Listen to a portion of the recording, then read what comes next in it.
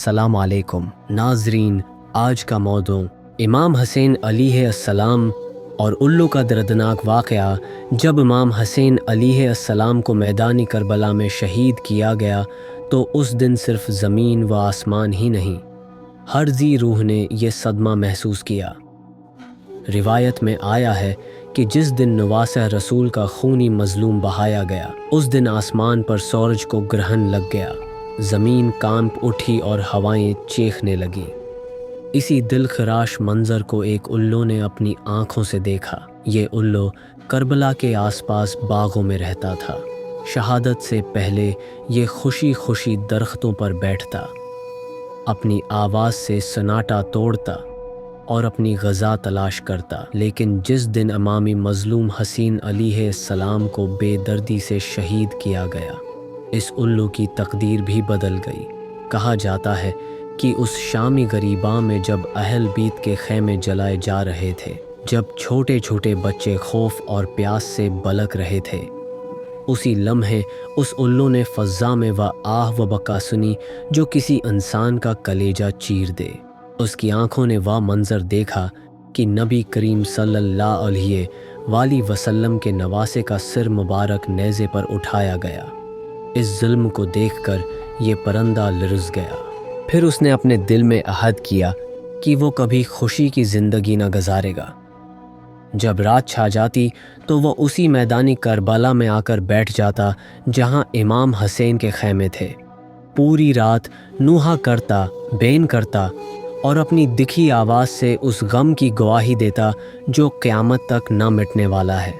लोगों ने देखा कि जब दिन होता तो उल्लू कहीं छिप जाता, लेकिन जैसे ही रात आती वह उसी जगह आकर चीखता और बेन करता। कुछ रिवायात के मुताबिक एक शख्स ने उल्लू को ख्वाब में देखा और उससे पूछा, आए उल्लू, तू रात भर क्यों नूहा व गरिया करता है? उस उल्लू ने जवाब दिया, ए इंसान, पहले मैं खुशियों में रहता था, सब्ज़ बागात में घोंसला बनाता था, लेकिन जब से इमाम हुसैन अलैहिस्सलाम की शहादत हुई है, इस मैदान में क़यामत बर्पा हुई।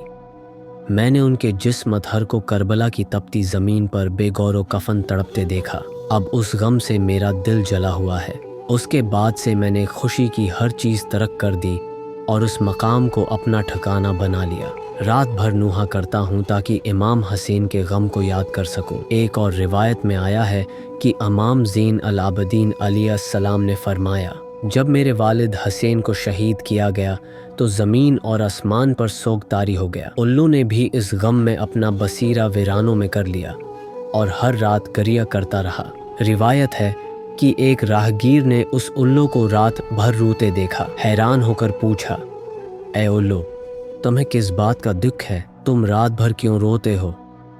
उस उल्लू ने कांपती आवाज़ में कहा, ए इंसान, पहले मैं सरसब्ज़ बागात में खुश रहता था, लेकिन जिस दिन इस मासूम हस्ती का खून बहा, मैंने अपनी खुशी को तर्क कर दिया। उस दिन से मेरा दिल जलता है। ये ज़मीन जिस पर तुम खड़े हो, ये इमाम हुसैन के खून से तर हुई है। जब तक ज़िंदा हूँ मैं उसी जगह सोग मनाता रहूँगा। कहा जाता है कि जब इमाम ज़ैन अल आबिदीन अलैहिस्सलाम से इस उल्लू का तज़किरा किया गया तो आपकी आँखों में आंसू आ गए। आपने फरमाया, हुसैन की शहादत ने ज़मीन व आसमान को हिला दिया।